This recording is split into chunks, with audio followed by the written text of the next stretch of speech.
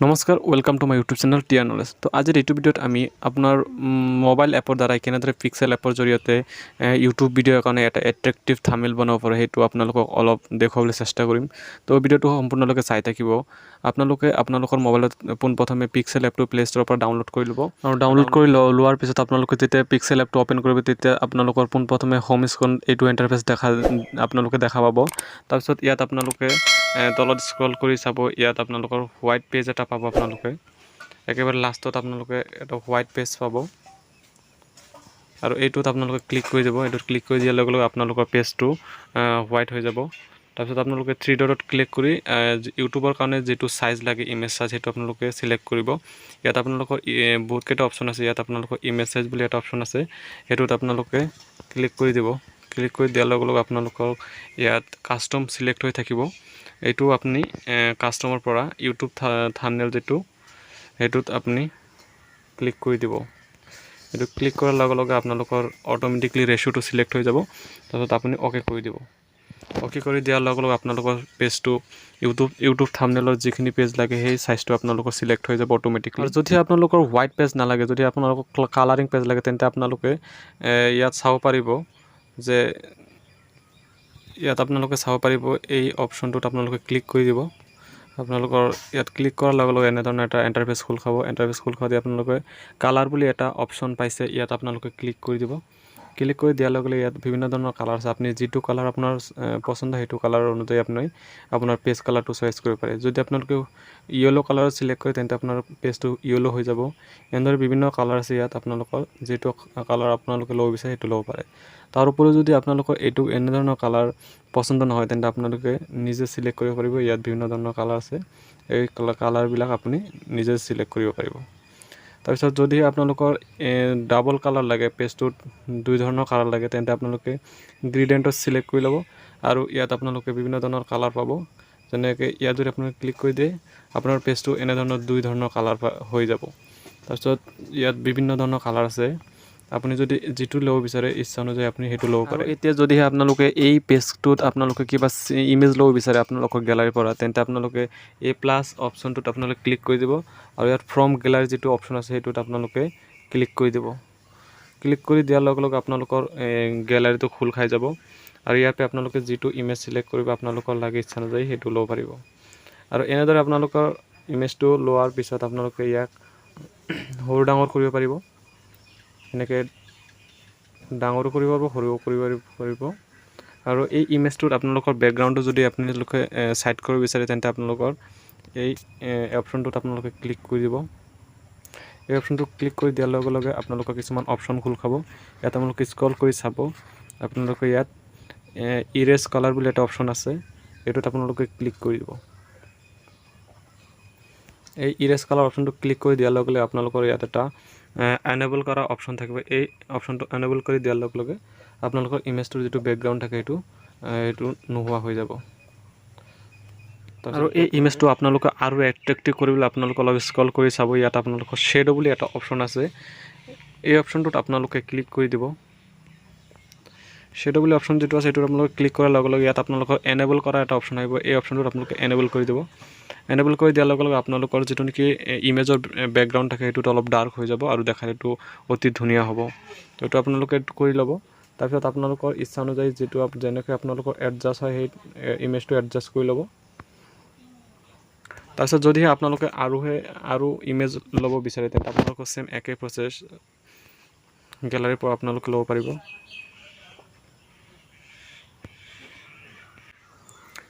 Same একেধৰণৰ প্ৰচেছত আপোনালোকে এনেদৰে আপোনালোকে যিকেইটা ইমেজ লাগে আপোনালোকৰ গেলাৰীৰ পৰা ছেম একে প্ৰচেছত আপোনালোকে লৈ ল'ব। আৰু যদিহে আপোনালোকৰ ডাইৰেক্ট লগ'টো লাগে এনেদৰে আপোনালোকে যিটো ৰাউণ্ড অপশ্যন আছে সেইটো ক্লিক কৰি দিব আৰু এনেকৈ এডজাষ্ট কৰি ল'ব। এডজাষ্ট কৰি লৈ আপোনালোকে ৰাইট অপশ্যনটোত ক্লিক কৰি দিব। তাৰপিছত এনেদৰে আপোনালোকে এইটো এডজাষ্ট কৰি ল'ব আপোনালোকৰ ইচ্ছা অনুযায়ী।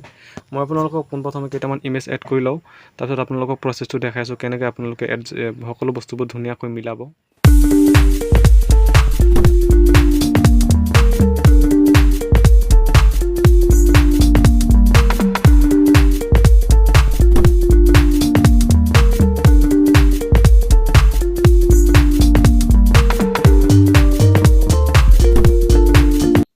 তো আপোনালোকে এনেকৈ আপোনালোকৰ ইচ্ছা অনুযায়ী যিটো ইমেজ আপোনালোকে গেলাৰ পৰা এড কৰে সেইটো আপোনালোকে এডজাষ্ট কৰি ল'ব। মই আপোনালোকক চিম্পলভাৱে দেখাই আছোঁ, স্পীড কৰি দেখাই আছোঁ অলপ ভিডিঅ'টো, যাতে আপোনালোকৰ বহুত লং হৈ নাযায়, ভিডিঅ'টো লং হৈ যাব যদি আপোনালোকক লাহে লাহে সকলো বস্তুবোৰ দেখাই থাকোঁ।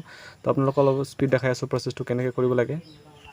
তো আপোনালোকে এনে সকলোবোৰ ইমেজ এড কৰি লোৱাৰ পিছত আপোনালোকে যদিহে ইমেজবিলাক আৰু এট্ৰেক্টিভ কৰিব বিচাৰে তেন্তে আপোনালোকে সেইটো ক্লিক কৰি লৈ আপোনাৰ আগৰ নিচিনাই যেনেদৰে মই কৈছিলোঁ শ্বেড অপশ্যনটো ক্লিক কৰি আপোনালোকে এনেবল কৰি দিব সেই অপশ্যনটো, তেন্তে আপোনালোকৰ ইমেজটো দেখাত অতি ধুনীয়া হৈ যাব।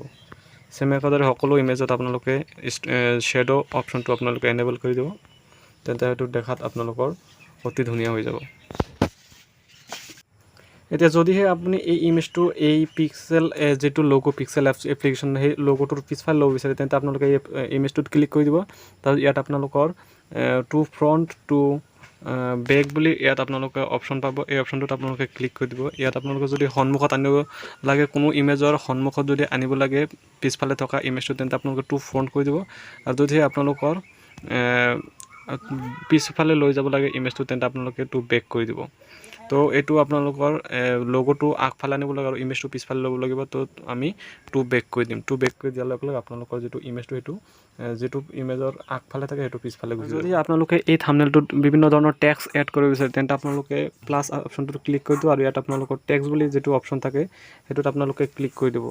ইয়াত টেক্সট বুলি অপশ্যনটো যিটো আছে সেইটোত আপোনালোকে ক্লিক কৰি দিয়াৰ লগে লগে আপোনালোকৰ নিউ টেক্সট বুলি এটা খোল খাব। এইটোত আপোনালোকে ডাবল ক্লিক কৰি এইটো আপোনালোকে কাটি দিব। তাৰপিছত আপোনালোকে ইচ্ছা অনুযায়ী যিটো লিখিব সেইটো লিখিব পাৰে। মই আপোনালোকক দেখুৱাৰ কাৰণে কিবা এটা লিখি দিওঁ।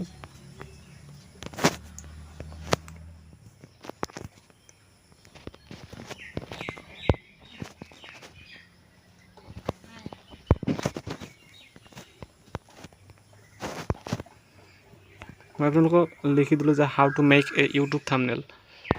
তো এইটো আপোনালোকে অ'কে কৰি দিয়াৰ লগে লগে আপোনালোকৰ টেক্সট ইয়াত আহি যাব। তো যদি আপোনালোকে এই টেক্সটটো অলপ ডাঙৰ কৰিব বিচাৰে তেন্তে আপোনালোকে এই চিম্বলটোত ইয়াত আপোনালোকৰ এই এটা চিম্বল পাব। এই চিম্বলটোত ক্লিক কৰি দিয়াৰ লগে লগে কিছুমান আপোনালোকৰ অপশ্যন খোল খাব আৰু ইয়াত আপোনালোকে তলে স্ক্ৰল কৰি চাব চাইজ বুলি এটা অপশ্যন আছে।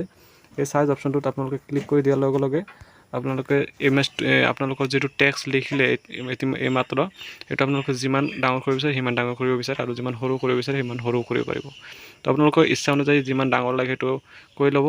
তাৰপিছত ৰাইট ক্লিক কৰি দিয়াৰ লগে লগে আপোনালোকৰ ধুনীয়া হৈ যাব আপোনালোকৰ।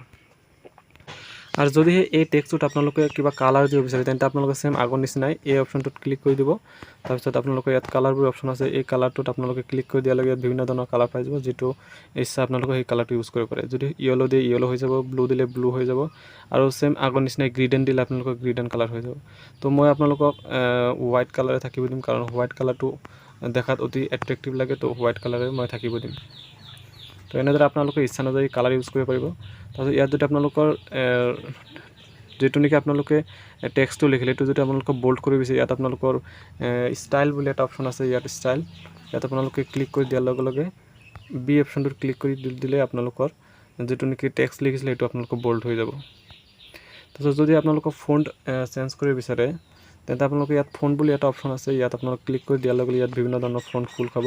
তো আপোনালোকৰ যিটো ইচ্ছা সেইটো অনুযায়ী আপোনালোকৰ ফন্ট ইউজ কৰিব পাৰে। যদিহে আপোনালোকৰ ক্ৰিয়েট ৰাউণ্ড ৰেগুলাৰ এই অপশ্যনটো ক্লিক কৰি দিয়াৰ লগে লগে আপোনালোকৰ এনেধৰণৰ যিটো নেকি ফন্ট সেইটো আপোনালোকৰ হৈ যাব। তো এনেদৰে আপোনালোকৰ ফন্টটো চেঞ্জ কৰিব পাৰিব আপোনালোকৰ ইচ্ছা অনুযায়ী। চেম একে প্ৰচেছত আপোনালোকৰ যেইকেইটা টেক্সট লাগে আপোনালোকে সেইকেইটা আপোনালোকৰ ইচ্ছা অনুযায়ী আপোনালোকে ইয়াত এড কৰি ল'ব পাৰিব। মই আপোনালোকক কেইটামান টেক্সট এড কৰি দেখাই আছোঁ।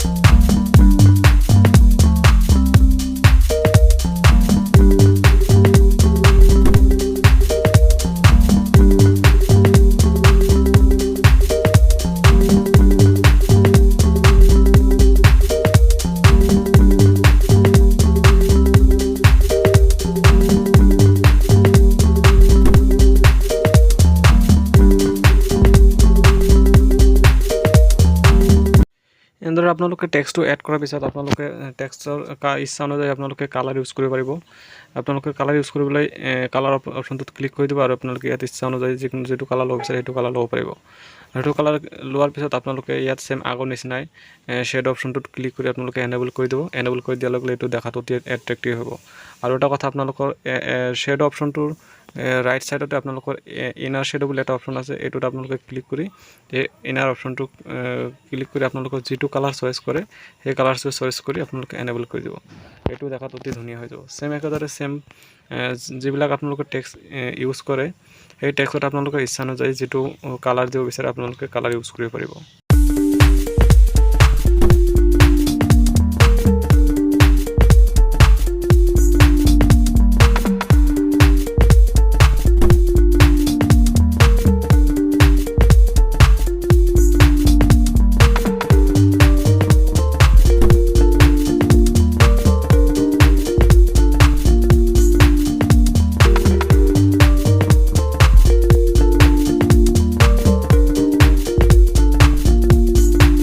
গমে পালে কেনেদৰে আপোনালোকৰ যিটো টেক্সট লিখা সেই টেক্সটটো আপোনালোকৰ ফন্ট কেনেকৈ চেঞ্জ কৰিব লাগে, কেনেদৰে কালাৰ ইউজ কৰিব লাগে, কেনেদৰে শ্বেডো ইউজ কৰিব লাগে, এই সকলো বস্তু আপোনালোকে গম পালে। আৰু লগতে যদিহে আপোনালোকৰ আৰু কিবা ইমেজ ইউজ কৰিব লাগে তেন্তে সেম আগৰ প্ৰচেছৰ দৰে আপোনালোকে ফ্ৰম গেলাৰী কৰি ল'ব।